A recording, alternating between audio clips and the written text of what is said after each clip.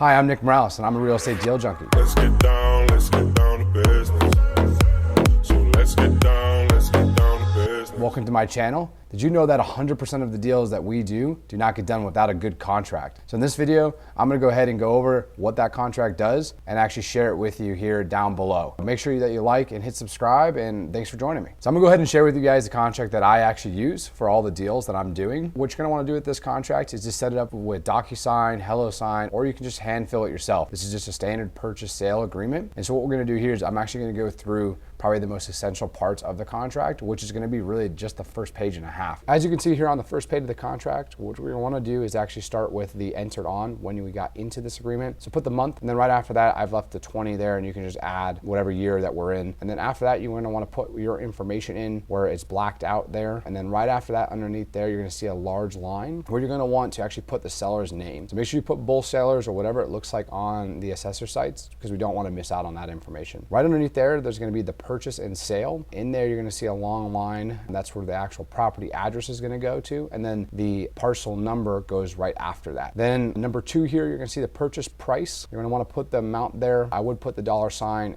make sure it looks formal in that area. If you're not doing terms, just put NA in that area or none. Earnest money, you're gonna wanna put how much you're putting down in this top line. In the second line, you're gonna wanna use the company that you're using, and I usually just do attention to whoever I'm gonna be sending this to. Now this part is really the most important part of the whole agreement. It's gonna be your inspection. You're gonna wanna have some time here to inspect this property. Typically, we do 12 days with a 30-day close. Now we can close faster if it does make sense, if that's really what the seller wants to. But we like to have as much time as we can to take a look at a property, just to make sure that there's no black widows where we don't expect them, or there's gonna be issues with piping or even plumbing or whatever it might look like. We wanna make sure that we've gone down all those routes to take a look at it. So first part here, you're gonna say that you'll see that the inspection will be completed within, we usually do 12 there. And then the other area there is that we're gonna let them know underneath there that we're gonna let them know within so many days of us finishing the inspection. So if we do the inspection today, we got to let them know within, let's say we say 1 day, within 1 day of today, right? Underneath there, you're going to see line 6, which is going to be closing and when we actually are going to move forward to the closing. So we're going to want to go ahead and put the exact month,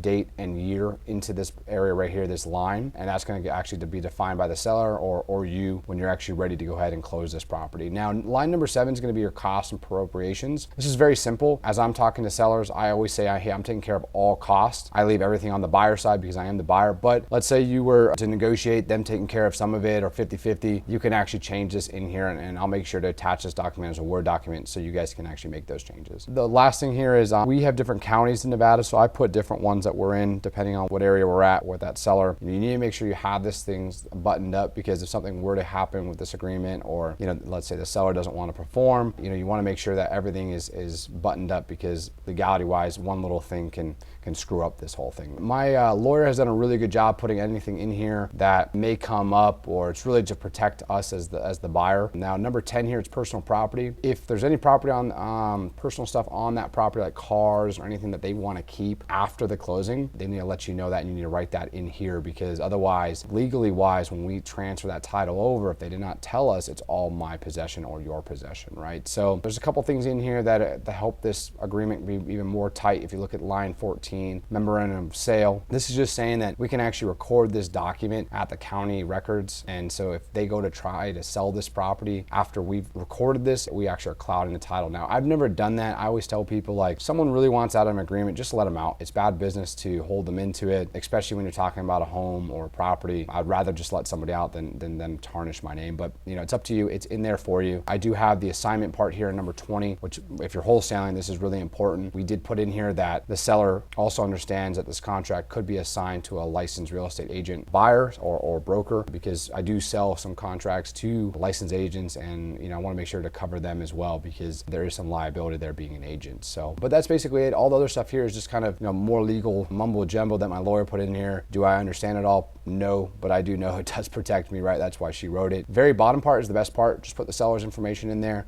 signature for their name, print underneath there, the date, and then your information, and that's it. So that's pretty much it, guys. Thank you so much for joining me on this quick video about how to go over a contract. Like I said, you're just gonna wanna send this off to a seller via DocuSign. I've done them in handwriting as well, but DocuSign's so easy to use, or HelloSign. Any one of those are great, but I really hope that this helps you guys lock up more deals. And if you have any questions, make sure to throw it in the comments area for other videos, maybe about this, if you have some questions on this video. But I really appreciate your time. Thank you so much. Let's get down to business.